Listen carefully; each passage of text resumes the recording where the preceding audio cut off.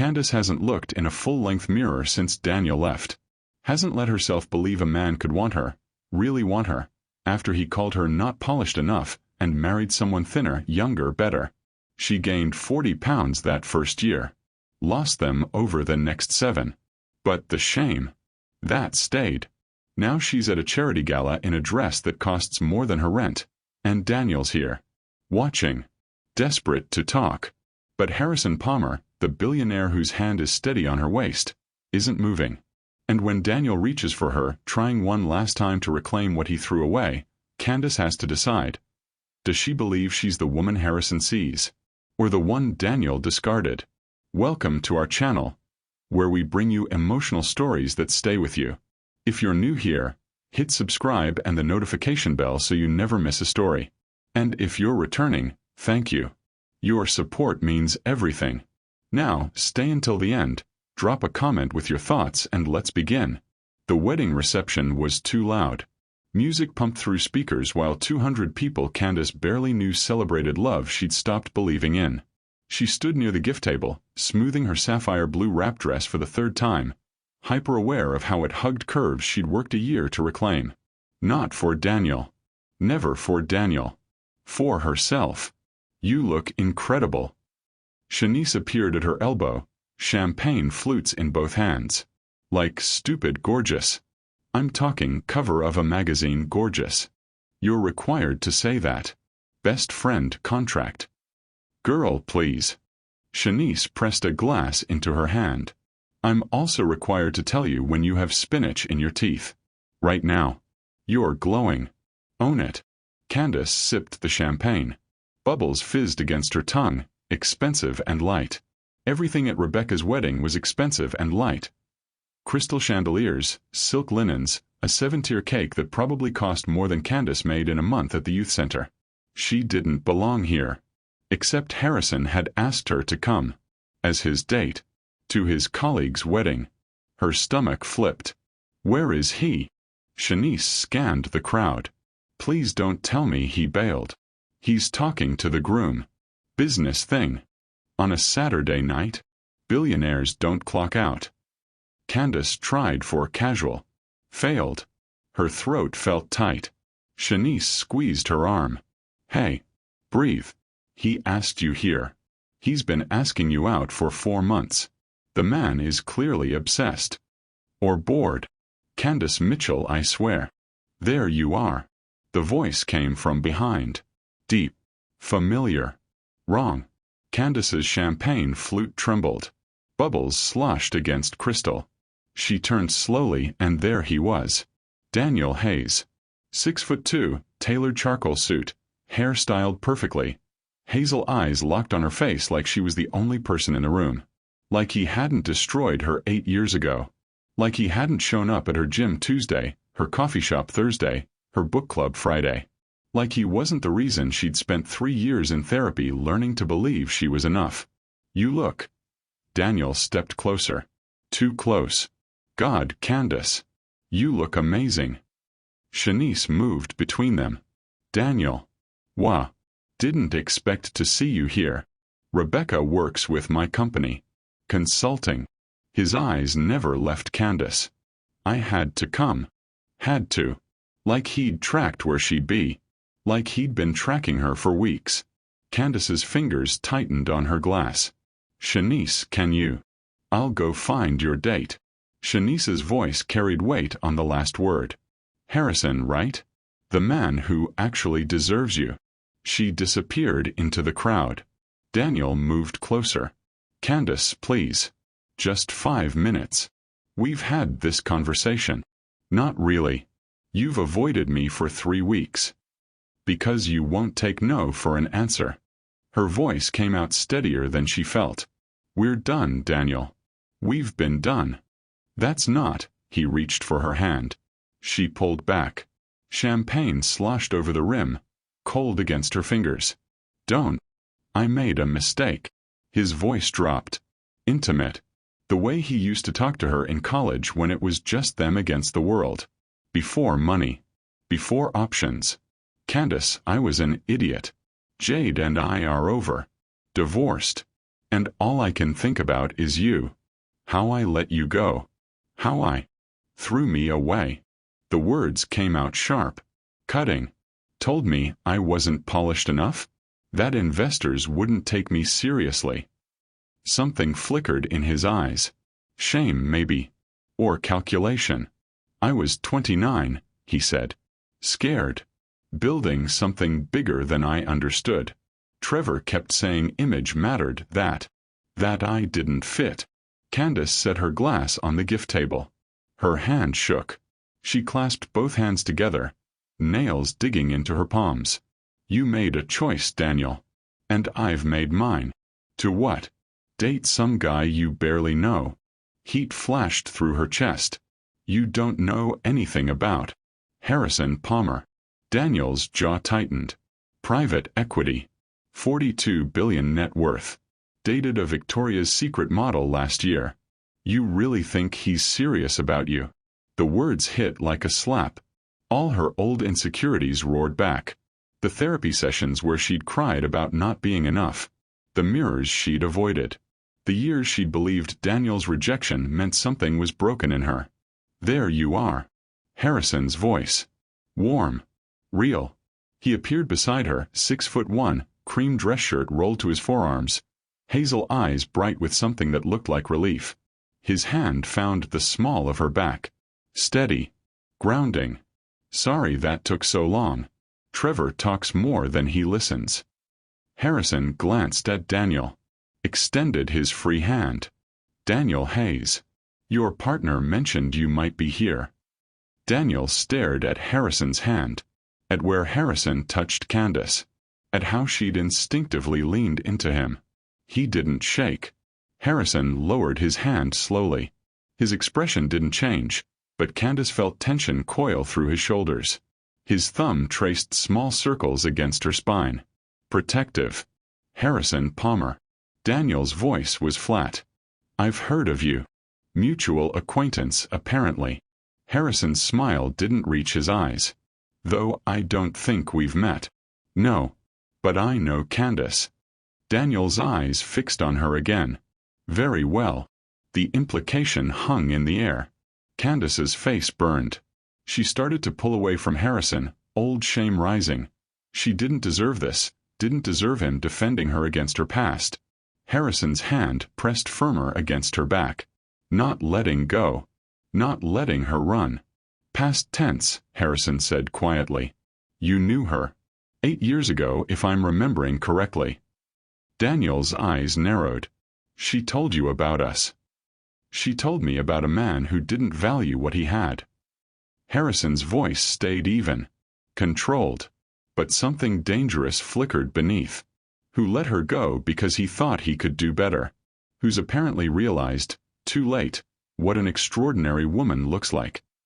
Candace's breath caught. Her heart hammered against her ribs. Harrison's hand stayed steady against her back, but she felt his pulse through his fingertips. Fast. Controlled fury wrapped in gentleman's clothing. Daniel stepped closer. You've known her 4 months. I knew her for 6 years. Loved her. Loved her. Harrison's laugh was cold. Men who love women don't tell them they're not good enough. Don't discard them for image. Don't come crawling back because their upgrade didn't work out. The music seemed too loud. The chandelier lights too bright. Guests were starting to stare. Candace's throat closed. This was it. The moment Harrison realized she came with too much baggage. Too much drama. Too much history with men who decided she wasn't worth the trouble. She pulled away from his touch. I should go. Candace. Daniel reached for her. Don't. Harrison moved between them. Not aggressive. Just immovable. She asked you to leave her alone 3 weeks ago.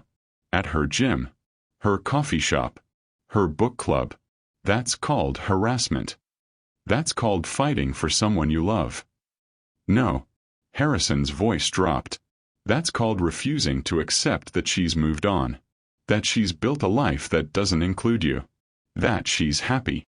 Daniel's face went white. Then red. You don't know what we had. I know what you threw away. Harrison glanced back at Candace. His expression softened. Hazel eyes warmed despite the tension. And I know that if she gives me the chance, I'll spend every day proving I'm not that stupid. The ballroom tilted. Candace stared at Harrison, this man she'd met 4 months ago at a foster youth fundraiser, who'd asked about her work before her appearance, who'd listened when she talked about the kids she mentored, who'd shown up at the youth center with a donation that made her boss cry, who'd asked her to coffee, then dinner, then this wedding, always patient, always kind, always seeing her. And she realized Daniel was wrong. Harrison wasn't like him. Harrison saw what Daniel had been too blind to value. Candace. Harrison turned fully toward her, blocking Daniel from view. Do you want to leave? She should say yes. Should run. Should protect him from this mess. But his eyes held hers. Steady. Sure. Not going anywhere. No, she whispered. I want to dance. Harrison's smile was slow. Beautiful. Then let's dance. He offered his hand. She took it. Behind them, Daniel said her name. Desperate. Pleading. She didn't look back. Harrison led her onto the dance floor. The band played something slow, romantic. He pulled her close, one hand at her waist, the other cradling hers. She fit against him like she'd been designed for this space. I'm sorry, she said. About Daniel. About the scene. Don't apologize. Harrison's thumb traced her knuckles. Ever. For having a past. For someone not appreciating you. For standing your ground. He was right about one thing. She forced herself to meet his eyes. You dated a supermodel last year. I Googled you after the fundraiser. I'm a social worker who drives a 10-year-old Honda and has $50,000 in student loans. Why are you? Because you're real. His hand tightened at her waist. Because you laugh at my terrible jokes and call me out when I'm being pretentious about wine. Because you work 60-hour weeks helping kids nobody else wants and still volunteer at the community center on Saturdays. Because when I asked what you wanted in life, you said to matter, not to be rich. Tears pricked her eyes. Harrison. Because Stephanie, the model, spent 3 months with me and never once asked about my nephew. Never wondered why I'm so involved with foster care charities. Never cared that my sister died in the system and I couldn't save her. Candace's heart cracked. I didn't know. You asked. First conversation. You asked why I cared about foster youth, and I told you about Claire and you. His voice roughened. You held my hand and said, she'd be proud of what you're building in her name. The music swelled. Other couples danced around them. Candace was crying now, tears sliding down her cheeks, but Harrison's thumb caught them gently. So when Daniel Hayes or anyone questions why I'm here. Harrison leaned closer. His forehead nearly touched hers.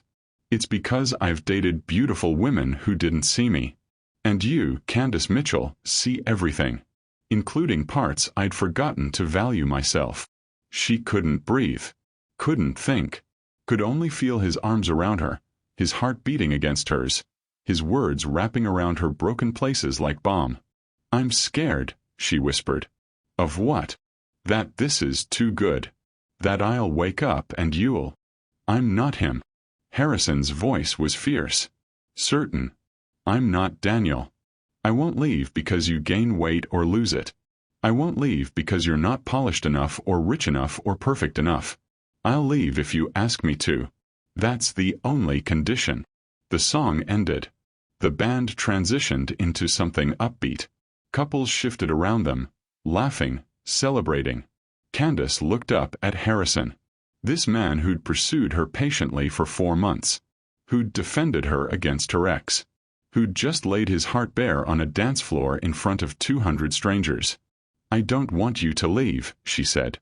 His smile could have lit the whole ballroom. Good. Because I'm just getting started. He spun her under his arm. She laughed.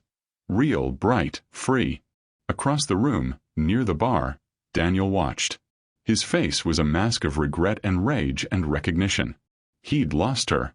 Really, finally, completely lost her. And this time, Candace didn't feel guilt. Didn't feel responsible for his pain. She felt free. Harrison pulled her close again. What are you thinking? That I'm glad I came tonight. Even with the drama? Especially with the drama. She grinned. You were very heroic. All protective and fierce. Yeah. He raised an eyebrow. Worked for you. Maybe a little. Just a little. She laughed. Rose on her toes. Pressed a kiss to his jaw. Okay. A lot. His arms tightened around her. Candace. I'm falling in love with you. Her heart stopped. Then started again. Faster. Stronger. Already. 4 months isn't already. 4 months of watching you light up talking about your kids. 4 months of you making me laugh harder than anyone I know. 4 months of realizing that everything I thought mattered, money, status, image, is meaningless compared to finding someone who sees me. He paused. Someone I see completely. She should be scared. Should protect herself. Should remember Daniel's promises and how they'd shattered. But Harrison wasn't Daniel. And she wasn't 26 anymore. I think, her voice shook. I think I'm falling too. His smile was sunrise. Yeah. Yeah. He kissed her. Right there on the dance floor. Slow, deep claiming. His hand cupped her face like she was precious. Irreplaceable. Around them, people whistled and cheered. Candace didn't care. She kissed him back, pouring 8 years of healing into this moment. 8 years of learning to love herself so she could recognize real love when it found her. When they finally broke apart, both breathless, Harrison rested his forehead against hers. Stay with me tonight, he whispered. Just stay. Talk. Fall asleep watching bad movies. Wake up to pancakes. Let me prove this is real. Every instinct screamed to protect herself. To keep distance. To not trust too fast. But she was so tired of being afraid. Okay, she breathed.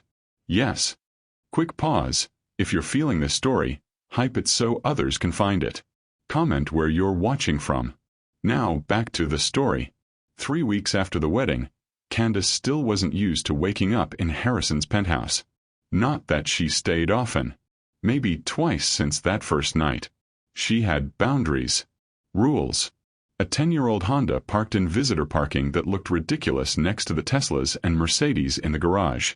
But this morning, sunlight streamed through floor-to-ceiling windows, painting the bedroom gold. Harrison's arm was draped across her waist, his breathing slow and even against her shoulder. Her phone buzzed on the nightstand. She reached for it carefully, trying not to wake him. Shanice. Girl. Daniel's at the youth center.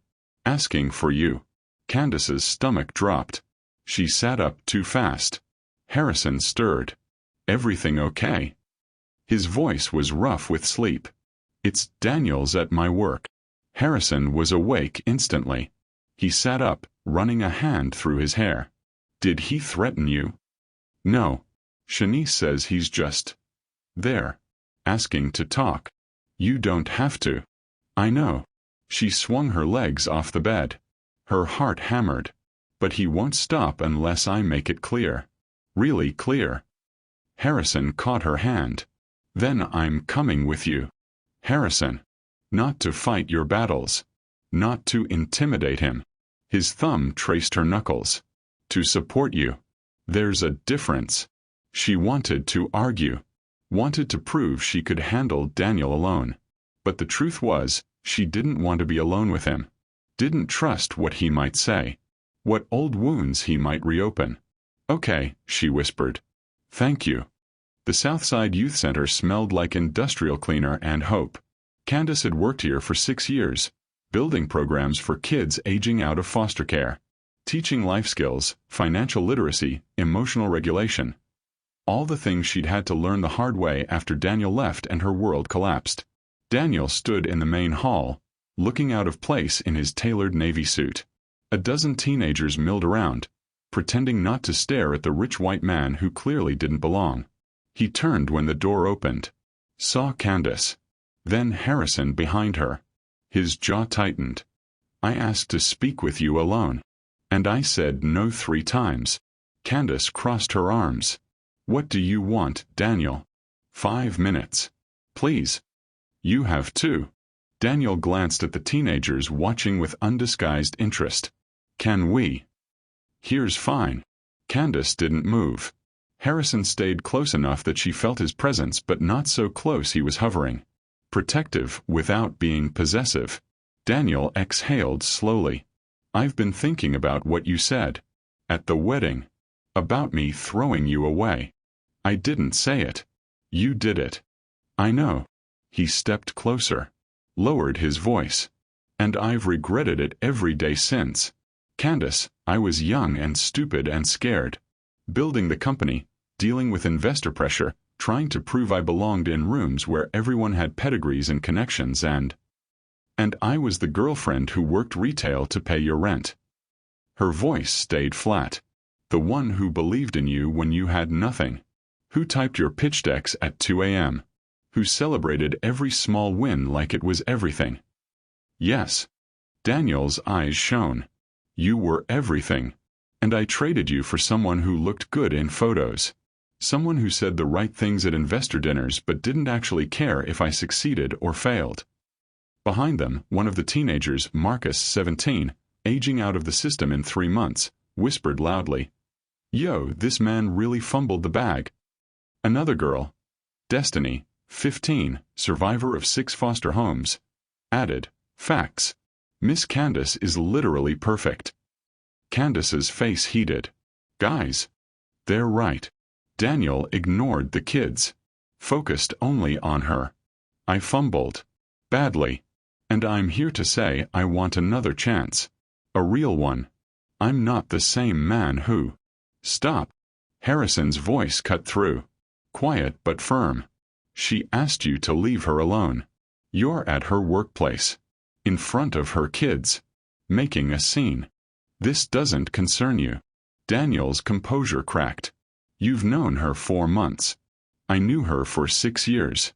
Loved her. If you loved her, you'd respect her boundaries. Harrison moved beside Candace. Not in front. Beside. You'd hear no and accept it. You'd want her to be happy even if it's not with you. Daniel's face flushed red. And you make her happy? That's for her to answer. Not you. Both men looked at Candace. The teens were silent now. Watching like this was better than reality TV. Candace's hands trembled. She clasped them together. Daniel. I'm going to say this once. Very clearly. We're done. We were done 8 years ago when you looked at me and said I wasn't enough for your new life. We're done now that you've decided, after your wife left you, that maybe I was worth keeping after all. That's not. I'm not your backup plan. Her voice rose. Stronger. I'm not the woman you settle for when the supermodel doesn't work out.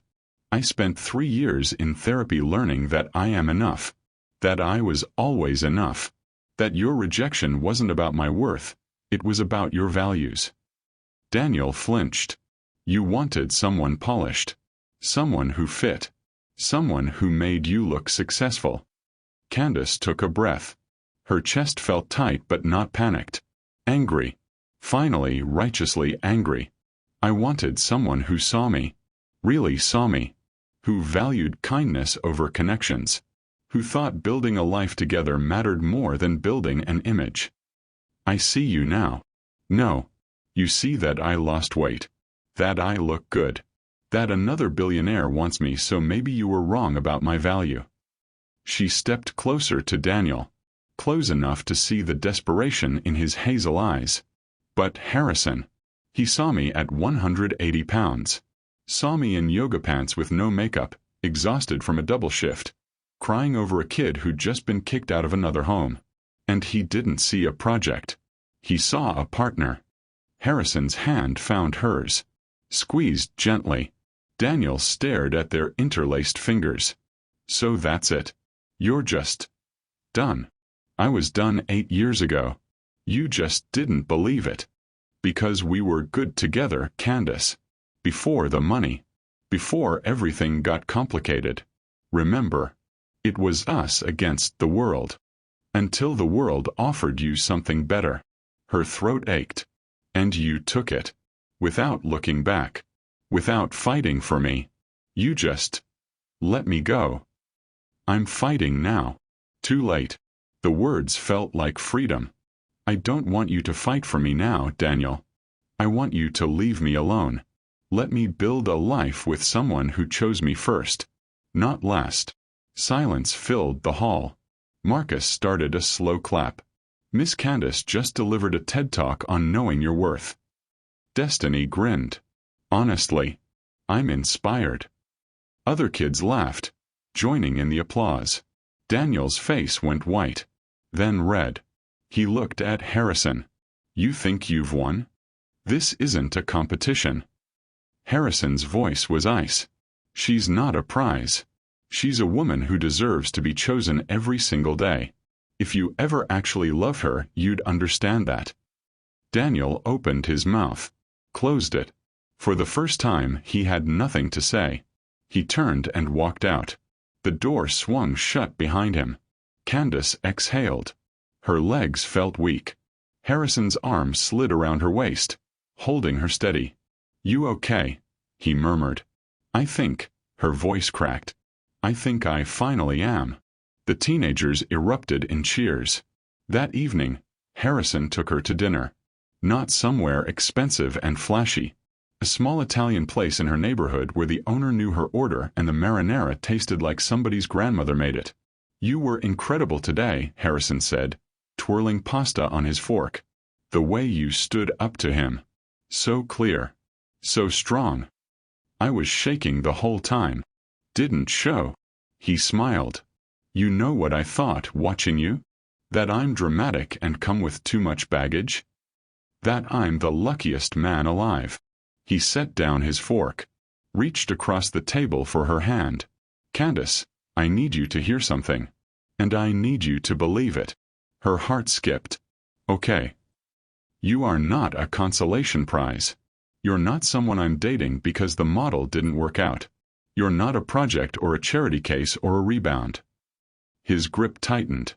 You are the most beautiful, compassionate, brilliant woman I've ever met. And every day I get to know you, I fall harder. Tears pricked her eyes. Harrison, I know you're scared. I know Daniel broke something in you that's still healing. I know you're waiting for me to decide you're not enough. He leaned forward. But I'm asking you to trust me. To believe that I see all of you, the yoga pants and the exhaustion and the student loans and the 10-year-old Honda, and I want all of it.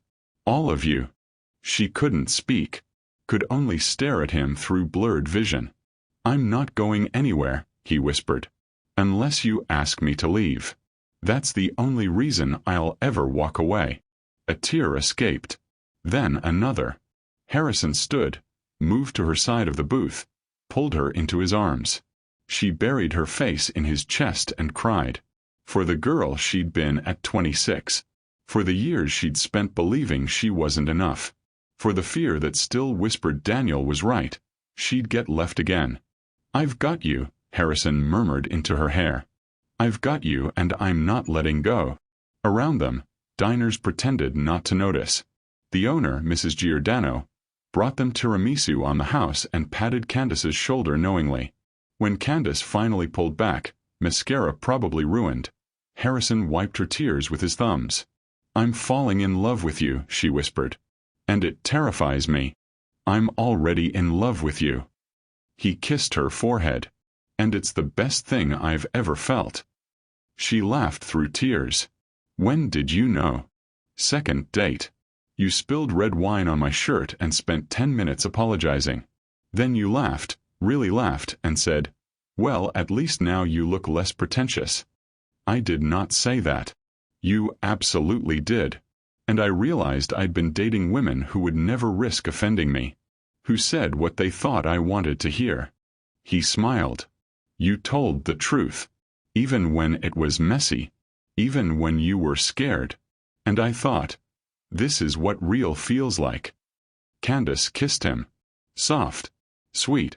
Tasting like tears and tiramisu and hope. Take me home, she whispered against his lips. Your place or mine? Yours. I want to wake up in all that ridiculous sunlight again. His grin was pure joy. Deal. Over the next 2 weeks, Candace began to believe. Harrison showed up at the youth center with pizza for her kids. Stayed to teach a workshop on financial planning. Made Marcus laugh so hard soda came out of his nose. He met her mother, a meeting Candace dreaded, certain her mom would see through this, would warn her about rich men who left. But Mrs. Mitchell took one look at how Harrison held Candace's hand and whispered, "Baby, this one's different." He invited her to his nephew's birthday party. Let her see him with family, unguarded, playing superhero with a 5-year-old who clearly adored him. And slowly, the fear loosened its grip. But Daniel didn't stop. He sent flowers to her apartment. Called from different numbers. Showed up at her coffee shop on Saturday mornings. He's escalating, Shanice warned over Sunday brunch. This isn't romantic. It's obsessive. I know. Candace pushed eggs around her plate. But what can I do? I've told him no. I've blocked his numbers. I can't get a restraining order for flowers and coincidental coffee shop visits. Harrison could talk to him. Billionaire to billionaire. That'll just make Daniel more determined. Candace sighed. He thinks Harrison is temporary. That eventually I'll remember what we had and come back. What you had was him using you as free labor while he built an empire, then discarding you when you didn't fit his aesthetic. I know. But Daniel has rewritten history. In his version, we were soulmates torn apart by bad timing. He's the hero fighting for true love. Shanice snorted. He's delusional. He's desperate. Candace set down her fork. And I don't know how to make him see reality without destroying him. That's not your job, babe. He destroyed himself. Maybe. But Candace still remembered the Daniel from college. The one who'd held her while she cried about her father's death. The one who'd believed in her when she thought about dropping out. That Daniel and this Daniel felt like different people. Or maybe she'd just been too young to see who he really was. Her phone buzzed. Harrison, dinner tonight? I have something to ask you. Her stomach flipped. Harrison wants to have dinner. Says he has something to ask.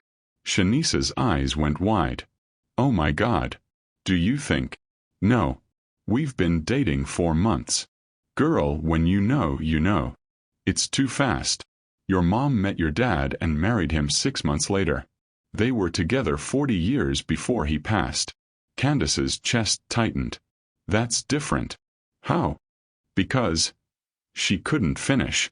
Because she was scared. Because good things didn't happen to her. Because every time she trusted she got hurt. Except Harrison hadn't hurt her. Not once. Go to dinner, Shanice said gently. See what he wants to ask. And for once in your life, Candace Mitchell, let yourself be happy. Harrison chose the restaurant where they'd had their first date. Small, intimate, a jazz trio playing in the corner. Candace wore a burgundy dress she'd bought specifically because Harrison had once mentioned how the color made her eyes look golden. He stood when she arrived, kissed her cheek, pulled out her chair. All the small gestures that made her feel cherished. You look beautiful, he said. You said you have something to ask me. Right to it. He smiled. No small talk. Harrison Palmer, you've had me nervous all day. What's going on? He took a breath. Reached across the table for her hand. My company is hosting a charity gala next month. 500 guests, black tie, raising money for foster care reform. It's the biggest event we do all year. Okay. I want you there. As my date. Publicly. With photographers and press and everyone knowing you're with me. Candace's heart stuttered. That's a lot. I know. But Candace, I'm tired of keeping us quiet. I want people to know I'm with you. I want to walk into rooms with you on my arm and make it clear you're not just a date. You're my partner. After 4 months. After 4 months of falling more in love with you every single day. His thumb traced her knuckles. I know it's fast. I know you're scared. But I also know what I want. And I want you. Publicly. Permanently. If you'll have me. She couldn't breathe. This was everything she'd wanted Daniel to say 8 years ago.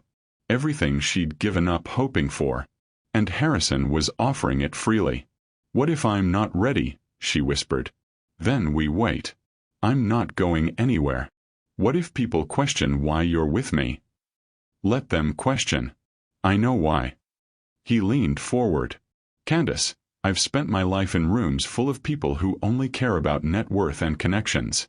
You're the first person who's ever asked what I'm afraid of. Who cares about my nephew's nightmares as much as my investment portfolio? Who makes me laugh at myself when I'm being pretentious about wine? She laughed despite the tears gathering. You are pretentious about wine. See? You keep me grounded. He squeezed her hand. So yes. I want you at the gala. I want 500 people to see that Harrison Palmer chose Candace Mitchell. And I want Daniel Hayes there to watch me choose you every single day. Her breath caught. Daniel's invited. His company is a major donor. I can't uninvite him without raising questions. So this is what? Marking territory. No. Harrison's voice was firm. This is me being proud to be with you. If Daniel sees it and finally accepts reality, that's a bonus. But I'm not asking you to the gala to make him jealous. I'm asking because I want you there. Because these events are boring as hell and you make everything better. Candace studied his face. The sincerity in his hazel eyes. The way he held her hand like she might disappear. Okay, she said. Okay. I'll go. To the gala. As your very public date. His smile could have powered the city. Yeah. Yeah. She grinned. But I'm going to need a dress. Already handled. My assistant has a stylist on standby. Whatever you want. Whatever makes you feel incredible. Harrison. Let me do this. Please. Let me spoil you a little. She wanted to argue. Wanted to prove she didn't need his money. But the truth was, she couldn't afford a gown for a 500-person gala. And Harrison knew it. And he was offering without making her feel small. Okay, she whispered. Thank you. Anything for you. He raised her hand to his lips. Kissed her knuckles. Anything. The next 3 weeks were a whirlwind. The stylist, a tiny woman named Petra who had opinions about everything, brought 15 dresses to Harrison's penthouse. Candace tried on emerald silk, sapphire satin, ruby velvet. She chose deep burgundy. Form-fitting, elegant, with a neckline that showed confidence without showing everything. When she walked out of the bedroom, Harrison stopped mid-sentence on his phone call. I'll call you back, he said, not taking his eyes off her. You've seen me in dresses before. Not like this.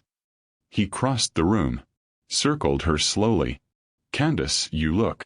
Too much. Perfect. You look absolutely perfect. Petra beamed. Told you. The burgundy is your color. They settled on shoes, jewelry, a clutch. Petra scheduled hair and makeup for the day of the gala. Candace felt like Cinderella, except the prince had already chosen her. But doubt crept in at night. Lying in Harrison's bed, his arm around her waist, she stared at the ceiling and wondered if she was making a mistake. Going public meant scrutiny. Questions. People digging into her past, her failed marriage to Daniel, her weight gain and loss. You're thinking too loud, Harrison murmured into the darkness. Sorry. What's wrong? Nothing. Candace. She sighed. What if people think I'm with you for money? What if they assume I'm gold digger? He pulled her closer. Then they're idiots. Anyone who knows you'd date me if I was broke. Would I? You dated Daniel when he had nothing. And look how that turned out. Harrison was quiet for a moment. Then, do you regret it? Dating him. I regret giving him so much of myself I forgot who I was without him. I regret believing I wasn't enough when he left. I regret 3 years of hating mirrors. She turned to face him. But I don't regret the experience. It taught me what I won't accept ever again. Good. He kissed her forehead. Because I never want you to forget who you are when you're with me. I want you to be more yourself. Bigger. Bolder. Free. That's a lot of pressure. Or it's just love. His hand cupped her face. Real love doesn't shrink you. It expands you. She kissed him. Deep. Grateful. Terrified. I love you, she whispered. I love you too. He smiled against her lips. Even when you're thinking too loud at 2 a.m. 1 week before the gala, Candace's mother called. Baby, I got the strangest call today. Candace's stomach dropped. She was at the youth center, reviewing college applications with Marcus. From who? Daniel Hayes. Marcus looked up sharply. Candace waved him off, stepping into her office. Mom. He said he's worried about you. That this new man you're dating is moving too fast. That you're not thinking clearly. Rage flashed through Candace's chest. He had no right. I told him if he ever called me again, I'd block his number and call the police. Her mother's voice was steel. Baby, what's going on? Candace sank into her desk chair. Told her mother everything. Daniel's appearance at the wedding. The flowers. The coffee shop run-ins. The call to her work. That boy has lost his mind, Mrs. Mitchell said. Does Harrison know? Yes. And he's been patient. Protective but not controlling. He trusts me to handle it. Good. Because Daniel needs to understand you're not his anymore. You never were really. He just borrowed you while he built his empire. Candace's throat tightened. You knew. That I wasn't happy with him. Baby, a mother knows. I saw how you shrank around him those last 2 years. How you stopped wearing bright colors. How you apologized for everything. That's not love. That's control. Why didn't you say something? Would you have listened? Probably not. She'd been so desperate to make it work. To prove she was worthy of Daniel's new life. Harrison's different, Candace said softly. He makes me feel big. Important. Like my dreams matter as much as his. Then hold on to him, baby. Men like that are rare. After they hung up, Candace sat in silence. Daniel had called her mother. Crossed another boundary. Refused to accept reality. She picked up her phone. Typed a text to Daniel. Candace. Call my mother again and I'm filing a restraining order. This ends now. His response came immediately. Daniel. I'm trying to save you from making a mistake. Candace. The only mistake I made was believing you ever really loved me. Don't contact me or anyone I know again. She blocked his number. Again. He'd just get another phone. But at least she'd said it clearly. Marcus knocked on her door. You good, Miss C? Yeah. She forced a smile. Just setting boundaries. With that lame ex-husband? He's not, we were never married. Even worse. He fumbled and now he's stalking you. That's psycho behavior. Out of the mouths of 17-year-olds. You're right, Candace said. It is. And I'm handling it. Good. Because Mr. Palmer is way better. He actually listens when we talk. And he didn't call my business plan cute, like that other investor did. He gave real feedback. Candace's heart swelled. He did. Yeah. Said I should apply to this accelerator program he funds. Wrote me a recommendation letter and everything. Marcus grinned. So yeah. Team Harrison all the way. If a teenager could see the difference, why couldn't Daniel? 3 days before the gala, Daniel showed up at Harrison's office building. Harrison called Candace immediately. He's in the lobby. Security won't let him up, but he's demanding to see me. Don't. Candace's hand shook. Harrison, please. Just have security remove him. Already done. But Candace, this is escalating.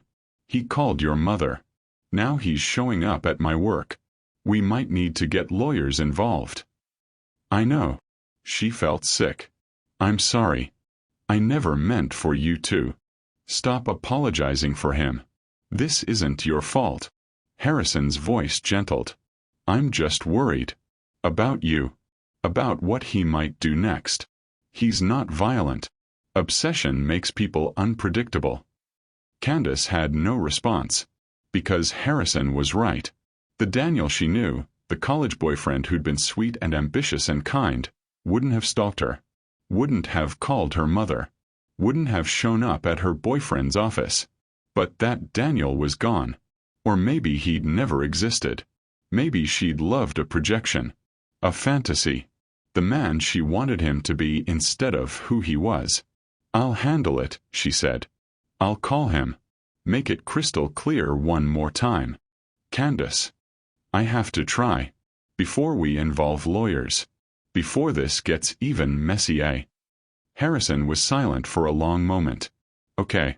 But I'm there when you call. On speaker. So he knows I know. So he can't manipulate you. She wanted to argue. But truthfully, she wanted Harrison there. Wanted his steadiness. His certainty. Okay, she whispered. Tonight. We'll call tonight. That evening, Candace sat on Harrison's couch, phone in hand, heart hammering. Harrison sat beside her, close enough to touch but not hovering, trusting her to lead but ready to support. She unblocked Daniel's number. Dialed. He answered on the first ring. Candace. Thank God. We need to talk. You need to listen. She put the phone on speaker. Harrison is here. He's listening. And I'm going to say this one final time. Leave me alone. You don't mean that. I absolutely mean that. Daniel, you showed up at my work. You called my mother. You went to Harrison's office. That's harassment. That's fighting for what we had. We had nothing. Her voice cracked. You had an assistant who believed in you. Who worked for free because she loved you. Who thought you'd build an empire together. We did build it together. No. You built it. On my back. Using my labor and my belief and my love. Then you kicked me off the ladder once you didn't need me anymore. Silence. That's not how it was, Daniel said finally. Quieter. That's exactly how it was. You said I wasn't polished enough. Remember? You said investors wouldn't take me seriously. That I needed to lose weight, dress better, talk less about social work and more about business. Tears streamed down her face. You tried to turn me into someone I wasn't. And when I couldn't transform fast enough, you found someone who was already what you wanted. I was wrong. His voice broke. Candace, I was so wrong. Jade was perfect on paper, but she didn't care about me. She cared about the lifestyle. The money. When things got hard, she left. And now you want me back because I won't leave when things get hard? Candace laughed bitterly. I'm not your safety net, Daniel. I'm not the woman you settle for because the exciting option didn't work out. You were never second choice. I was exactly second choice. First choice for starting out. Second choice once you had options. And now that you're divorced and lonely, first choice again. She wiped her eyes. I deserve better than being someone's backup plan. What about what we had? Daniel's voice rose. The late nights building the business? The way we used to stay up until 3 a.m. dreaming about the future? That was real, Candace. That mattered. It did matter. Past tense. But you killed it when you chose image over substance. When you chose what people thought over what you felt. So you're just going to throw away 6 years for someone you barely know? Harrison's hand found hers. Squeezed gently. I'm choosing someone who sees me, Candace said. Really sees me. Not the version of me you wish existed. The actual me. Messy and imperfect and real. He's using you. Daniel's voice turned cold. Men like Harrison Palmer don't date women like you. You're a project. A good deed. Something to make him feel noble while he sleeps with models on the side. Candace flinched. Harrison took the phone. Daniel. This is the last time we're going to have this conversation. This doesn't concern you. It absolutely concerns me when you're calling the woman I love and telling her she's not good enough. When you're projecting your own shallow values onto me. When you're harassing her because your ego can't accept that she's moved on. You don't love her. You're bored. She's novel. A social worker who makes you feel like a good person. But eventually, I'll wake up every morning grateful she chose me. Eventually, I'll marry her and spend the rest of my life proving I'm worth her trust. Eventually, I'll look back and thank God you were stupid enough to let her go, because it meant I found her. Candace's breath caught. Harrison's eyes met hers. Hazel and certain and full of something that looked like forever. You're delusional, Daniel said. She's not. Finish that sentence, Harrison interrupted. And I will personally ensure every investor in this city knows exactly how you treat women. How you used Candace for years, then discarded her when she didn't fit your image. How you're now stalking her because you can't accept rejection. You're threatening me? I'm promising you. Stay away from Candace. Stay away from her mother, her friends, her work. If I hear you've contacted her again, I'll make sure everyone knows who Daniel Hayes really is. You can't. I'm worth $42 billion. I absolutely can. Harrison's voice was ice. Now, you have two choices. Accept that Candace has moved on and leave her in peace. Or continue this behavior and watch your reputation crumble. Silence stretched. Then Daniel laughed. Sharp. Bitter.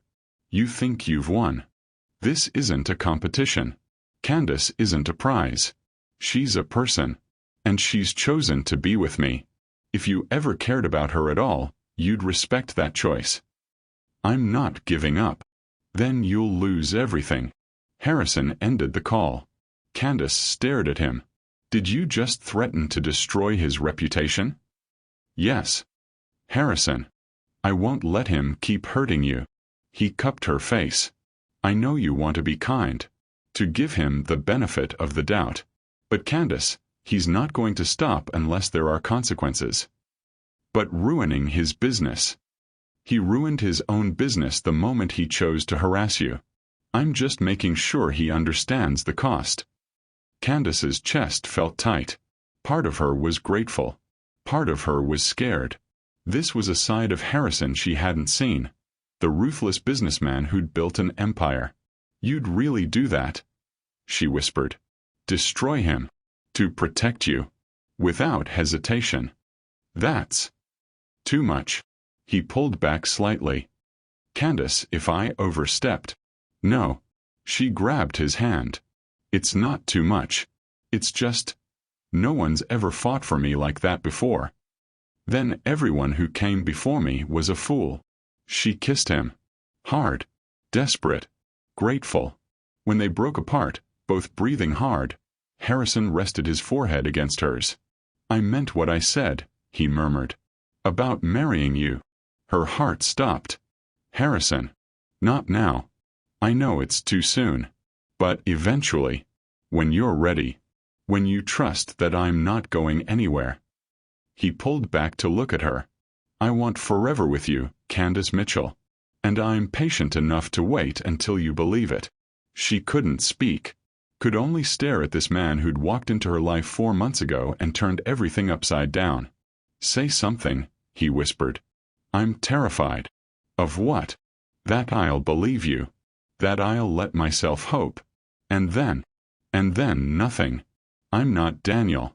I'm not going to wake up one day and decide you're not enough. You are more than enough. You've always been more than enough. You can't know that. 4 months isn't. 4 months is long enough to know you're the kindest person I've ever met. That you light up talking about your kids. That you cry during Pixar movies and laugh at terrible puns and make me want to be a better man. He kissed her forehead. 4 months is long enough to know I've never felt like this before. Never wanted forever before. Never found someone who makes me believe in partnership instead of just companionship. Tears spilled down her cheeks. What if I'm not ready for forever? Then we take it one day at a time. One date at a time. One I love you at a time. Until you feel safe enough to believe in forever too. She broke. Sobbed into his chest while he held her. 8 years of wounds opening and finally starting to heal. I want to believe you, she choked out. So badly. Then start with tomorrow. Believe I'll love you tomorrow. And the day after. And the day after that. Eventually, all those tomorrows add up to forever. She laughed through tears. That's incredibly cheesy. But effective. Maybe. He smiled. Kissed her tear-stained face. I'll take maybe. It's better than no. 2 days before the gala, Candace got a call from an unknown number. She almost didn't answer. But something made her pick up. Miss Mitchell. This is Jade Hayes.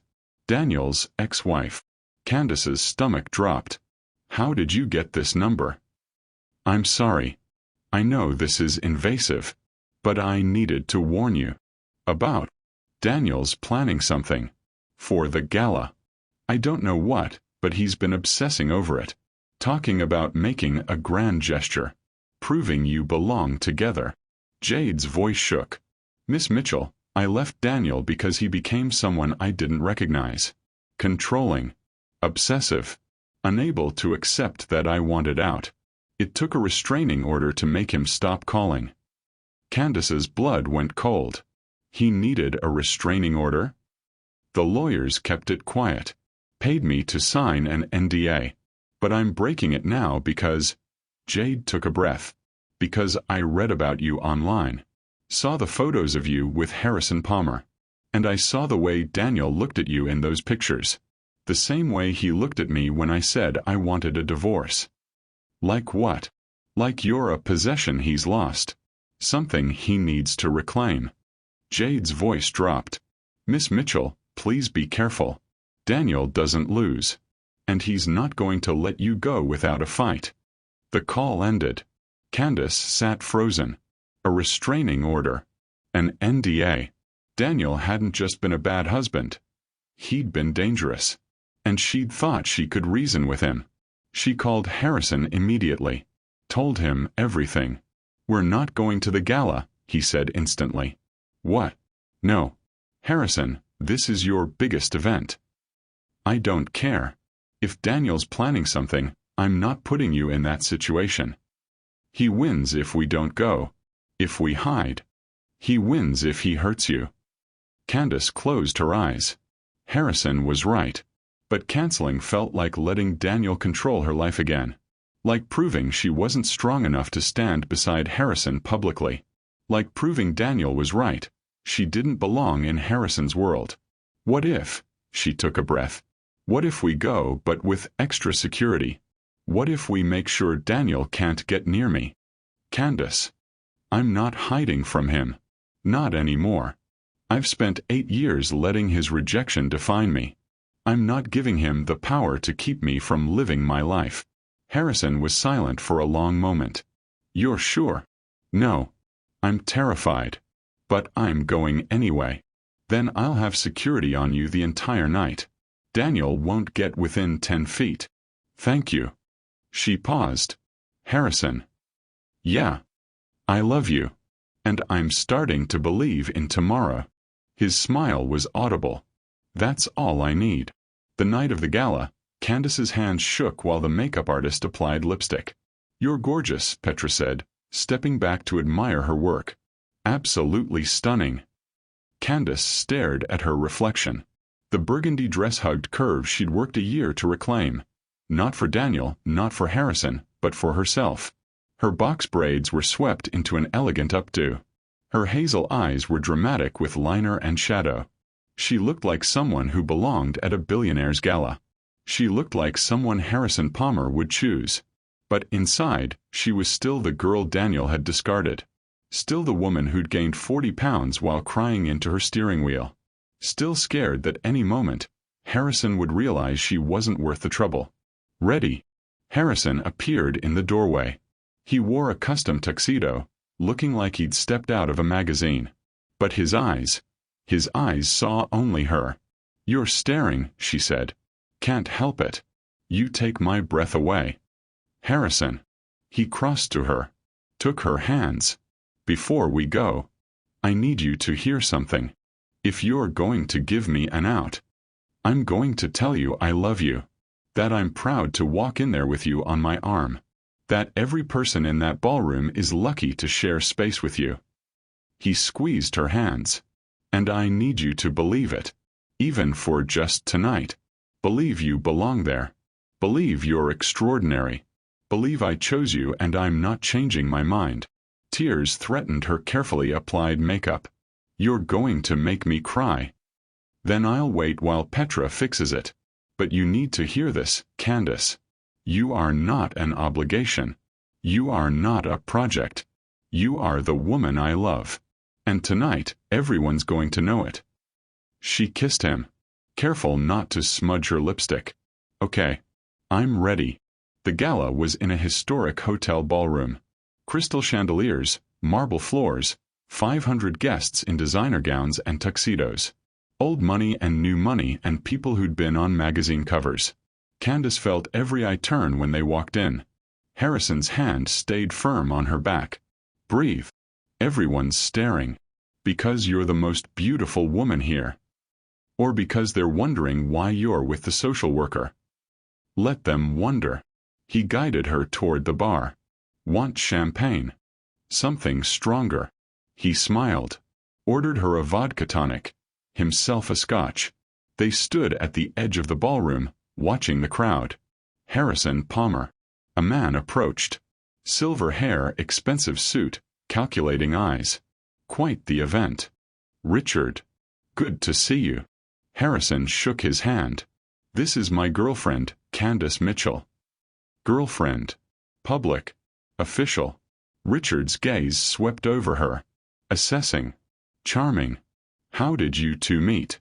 "Foster care fundraiser." Candace lifted her chin. "I work with youth aging out of the system." "Ah. Charity work." Richard's tone was dismissive. "Very admirable." "It's not charity." Candace's voice was firm. "It's my career. I'm a licensed social worker." "Of course." Richard smiled, but it didn't reach his eyes. "Harrison, we should discuss the merger." Later. Harrison's hand tightened on Candace's back. "I'm here with Candace tonight. Business can wait." Richard's eyebrows rose. "Well, enjoy your evening." He left. Candace exhaled slowly. "That was the first test," Harrison murmured. "You passed beautifully.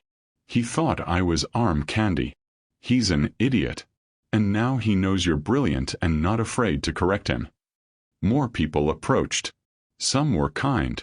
Others assessed her like an acquisition. Harrison never left her side, his hand on her back, his voice firm when introducing her as his girlfriend, his partner. But Candace felt the weight of judgment. The whispers. The looks that said she didn't belong. Then she saw Daniel. He stood across the ballroom in a navy tuxedo, a blonde woman on his arm. But he wasn't looking at his date. He was staring at Candace with an intensity that made her skin crawl. "He's here," she whispered. Harrison followed her gaze. His jaw tightened. "Security's on him. He won't get near you." Why did he bring a date? To make you jealous, probably. It didn't work. Candace felt nothing but relief that he was distracted. But throughout dinner she felt his eyes on her. When she laughed at Harrison's joke. When Harrison kissed her temple. When they danced.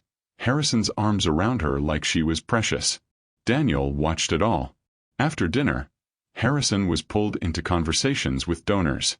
Candace excused herself to the bathroom, 2 security guards following discreetly. She was washing her hands when the door opened. Daniel's date walked in. Up close, she looked miserable. "You're Candace," the woman said. "No question." "Yes." "I'm Ashley. Daniels." She hesitated. "I don't even know. He invited me last minute. Has talked about you all night." "I'm sorry." "Don't be." Ashley pulled out lipstick, reapplied it with shaking hands. "He's obsessed with you. It's honestly creepy. I'm leaving after this bathroom break. Just wanted to warn you, he's been drinking. A lot. And he's planning to talk to you before the night ends." Candace's stomach dropped. Security won't let him. He doesn't care. He keeps saying he needs to make you understand that you're making a mistake. Ashley met her eyes in the mirror. For what it's worth. I Googled you. Read about your work. You seem genuine. Harrison Palmer is lucky to have you. Thank you. Ashley left. Candace stared at her reflection. This was supposed to be a perfect night. Harrison's night. His biggest event of the year. And Daniel was going to ruin it. Unless she left. Unless she removed herself from the equation so Daniel had nothing to chase. The thought was instant. Seductive. She could slip out, call an Uber, text Harrison that she wasn't feeling well. He'd be disappointed but understanding. And Daniel would have no reason to make a scene. Everyone would be fine. Except she'd be running. Again. Letting Daniel control her choices. Proving she didn't belong in Harrison's world. She pulled out her phone. Texted Harrison. Candace. Daniel's date just warned me he's planning to confront me tonight. He's been drinking. The response was immediate. Harrison, where are you? Candace. Bathroom. Harrison. Stay there. I'm coming. 2 minutes later, Harrison walked in. Didn't care it was the women's bathroom. Didn't care about the woman at the sink who gasped. He pulled Candace into his arms. I should leave, she whispered into his chest. Before he makes a scene. No. Harrison, this is your event. I don't care. He pulled back, gripped her shoulders. Candace, listen to me. You are not leaving. You are not running. You are not letting Daniel Hayes control 1 more second of your life. But if he makes a scene, security will remove him. If he approaches you, I'll handle it. If he so much as looks at you wrong, I will destroy him. Harrison's eyes were fierce. But you are staying. Because you belong here. Because I want you here. Because I love you and I'm not letting him win. What if people think? I don't care what people think. I care what you think. I care that you know you're worth fighting for. Worth defending. Worth choosing in front of 500 people who don't matter nearly as much as you do. She couldn't breathe. Couldn't think. Could only stare at him. You're really willing to make a scene? She whispered. For you. I'll burn this whole place down. She laughed. Cried. Kissed him desperately. Okay, she breathed. Okay. I'm staying. Good. He wiped her tears carefully. Now let's go back out there and show everyone that Candace Mitchell isn't going anywhere. They made it through speeches. Through the auction. Through dessert. Daniel kept his distance, but his eyes followed them everywhere. Then, during the final dance, he made his move. Security tried to stop him. He pushed past. Drunk. Desperate. Candace. He stumbled toward them on the dance floor. We need to talk. Harrison stepped between them. Daniel. Leave. This doesn't concern you. It absolutely concerns me. She's asked you to leave her alone. Respect that. People were staring now. Phones out. Recording. I love her, Daniel said loudly. I made a mistake and I'm trying to fix it. You can't fix this, Candace said from behind Harrison. Daniel, please. Go home. Not until you hear me. Daniel looked past Harrison. Eyes wild. I was wrong. About everything. You were always enough. More than enough. I was the one who wasn't ready. Who couldn't see what I had. You're right. Candace stepped beside Harrison. You couldn't see it. And by the time you figured it out, I'd already found someone who did. He doesn't love you like I do. No. He loves me better. Her voice was steady. Clear. He loves me for who I am, not who he wants me to be. He sees my worth without me having to prove it. He chooses me every single day without making me feel like a burden. Daniel's face crumpled. Candace. I spent 8 years healing from you. Learning to love myself again. Building a life I'm proud of. And I'm not going back. Not for you. Not for anyone. Security reached Daniel. Gripped his arms. "You'll regret this," Daniel said as they pulled him away. "He'll leave you eventually. Just like I did. And you'll realize I was the only one who ever really loved you." Harrison's jaw tightened. He started to move toward Daniel. Candace caught his hand. "Let him go. He's not worth it." Harrison looked at her. At the calm in her eyes. The certainty. "You're sure?" "I'm sure." Security escorted Daniel out. The ballroom was silent. 500 people staring. Then someone started clapping. Mrs. Giordano, the Italian restaurant owner, stood at table 15, applauding. About time someone put that man in his place. Others joined. The applause built. Not everyone. Some people looked scandalized, but enough. Harrison pulled Candace close. "You okay?" "Yeah." She smiled up at him. "I really am. You were incredible." "I was terrified. Didn't show." He kissed her forehead. "Want to get out of here?" "Yes, please." They left through the side entrance, avoiding the crowd. In the car, Candace finally let herself shake. "He looked so broken," she whispered. "That's not your responsibility." "I know. But I still feel compassion for him." Harrison took her hand. "That's because you're a good person. But Candace, his pain is his own making. You didn't cause it. You can't fix it. You can only live your life. When did you get so wise?" "I've been seeing a therapist for 6 years. Some of it stuck." She laughed. "You're in therapy?" "After my sister died, I was a mess. Angry. Guilty. My mother made me go. Best decision I ever made." He squeezed her hand. "Therapy taught me that love isn't ownership. It's partnership. It's choosing someone's happiness even when it's hard. Even when it means letting go."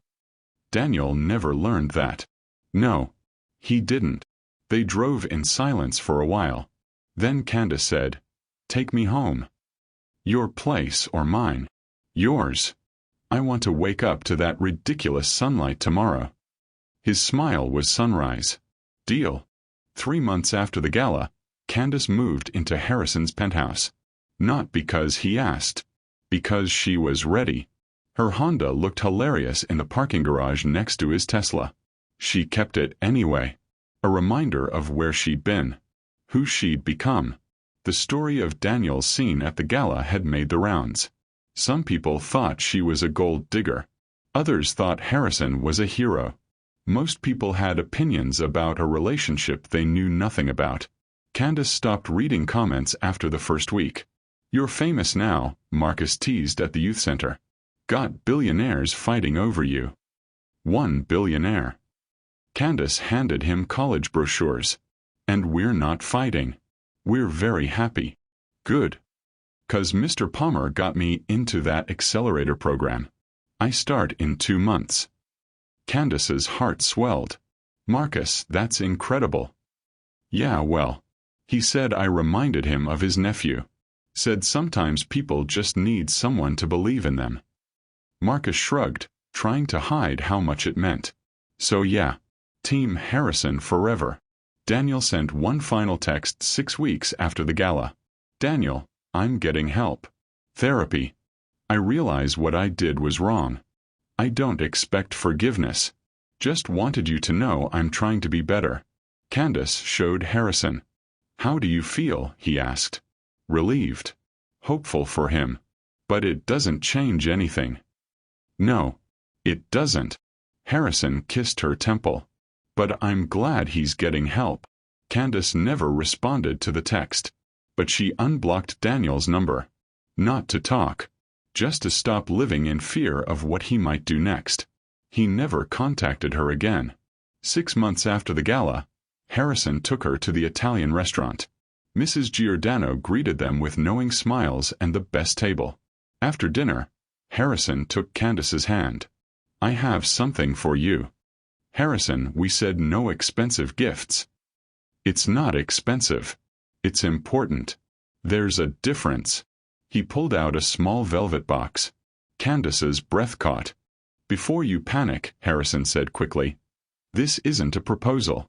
Not yet. We agreed we'd wait until you were ready. Then what?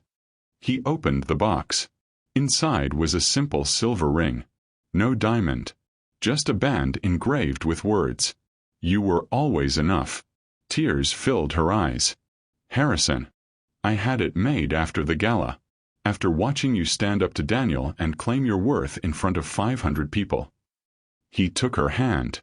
Candace, I know you're still healing. I know you're still learning to trust that I'm not going anywhere. So this isn't an engagement ring. It's a promise ring. A promise of what? That I see you. Really see you. That I choose you every single day. That you are enough. You were always enough, and I'm patient enough to wait until you believe it completely. He slid the ring onto her right hand. And when you're ready, when you trust that I mean forever, I'll get down on one knee and ask you properly. But until then, I want you to have this. A reminder that you are loved, valued, chosen. She couldn't speak, could only stare at the ring through blurred vision. Say something, he whispered. I love you. Her voice broke. God. Harrison. I love you so much. I love you too. He kissed her hand right over the ring. And I'm not going anywhere. Ever. Unless you ask me to leave. Never. Don't ever leave. Then I won't. She kissed him. There in the Italian restaurant where Mrs. Giordano's entire family started cheering. Where other diners smiled and took pictures.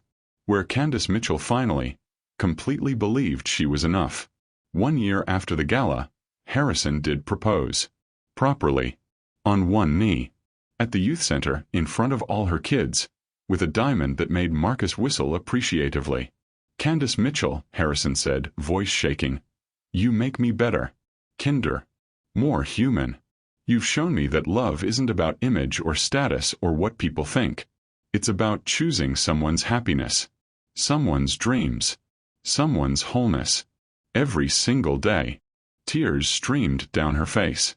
I love you more than I knew was possible. And I want to spend the rest of my life proving I'm worth your trust. So, he took a breath. Will you marry me? She didn't hesitate. Yes.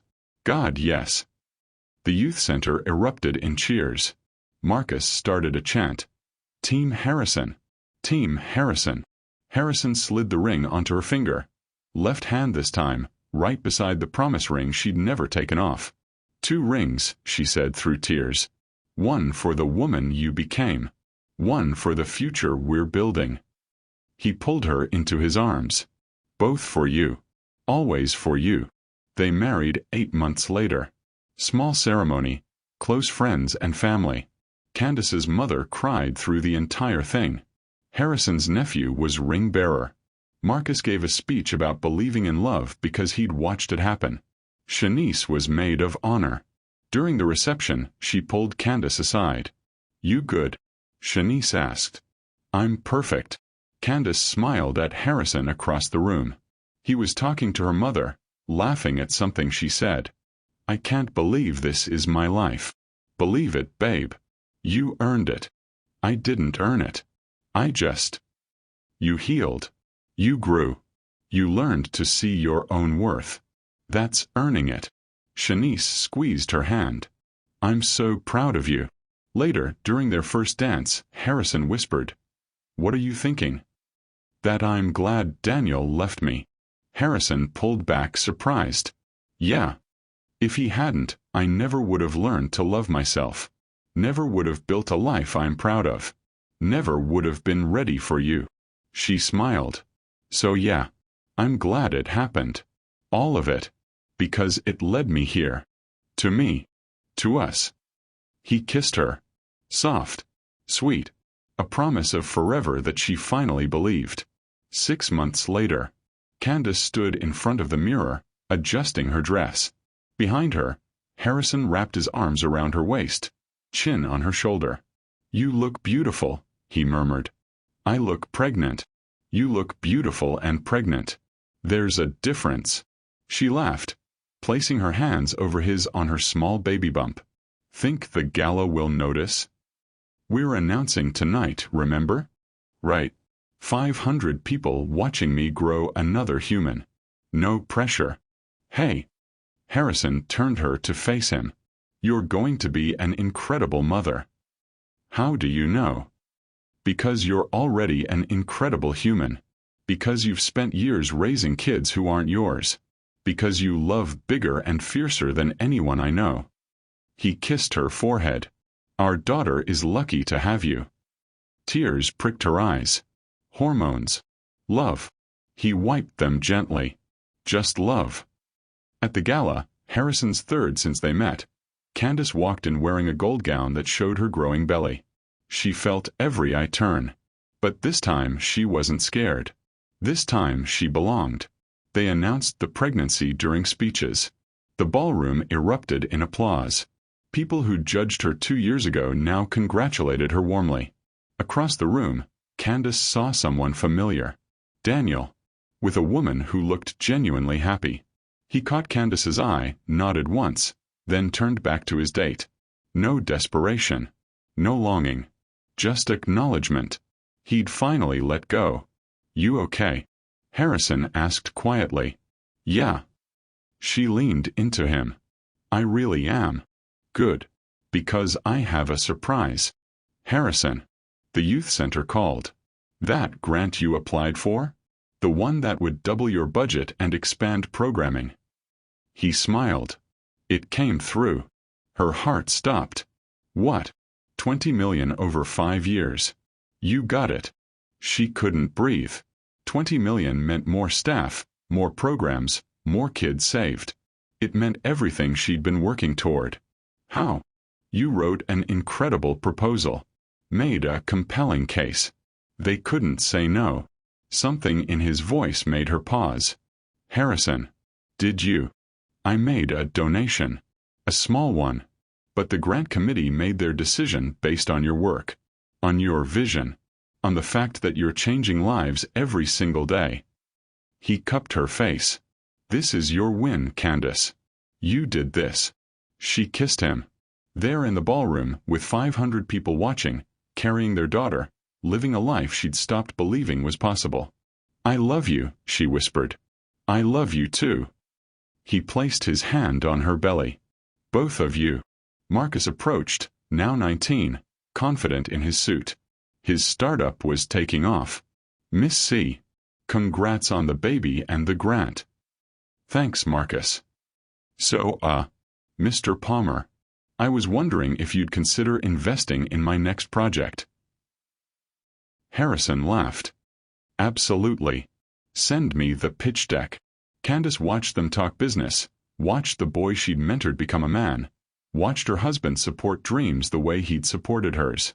This was her life now. Not perfect. Not without scars.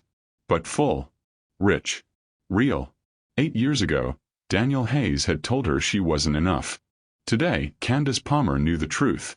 She had always been enough. She just needed time to believe it.